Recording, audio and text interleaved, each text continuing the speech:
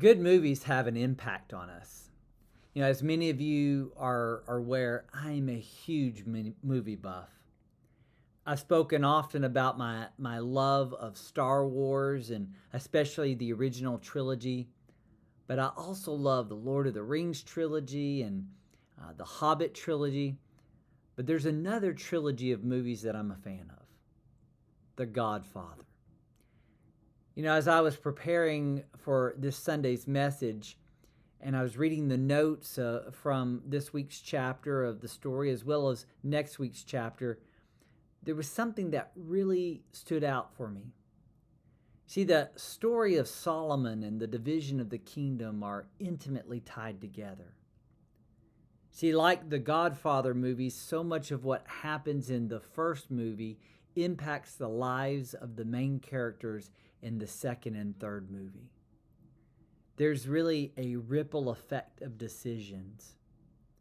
Also, like the Godfather, you have characters like Solomon who has built a family dynasty, often on the backs of others, and a family that is fractured like that of the family of Vito Corleone following his passing.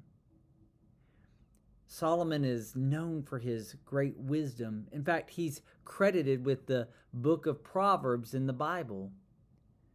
My child, do not forget my teaching, but let your hearts keep my commandments for lengths of days and years of life, and abundant welfare they will give you. Do not let loyalty and faithfulness forsake you. Bind them around your neck.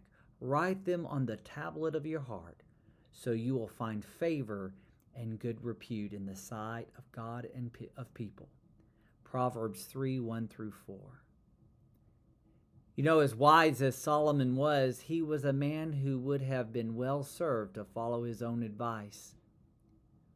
This Sunday, as we continue our journey through the story, as we explore chapter 13, we'll examine Solomon's life and the ripple effects of his choices and how they have and the effect they have on the spiritual heritage of his family and the future, and perhaps glean how Solomon's story intersects with our own story.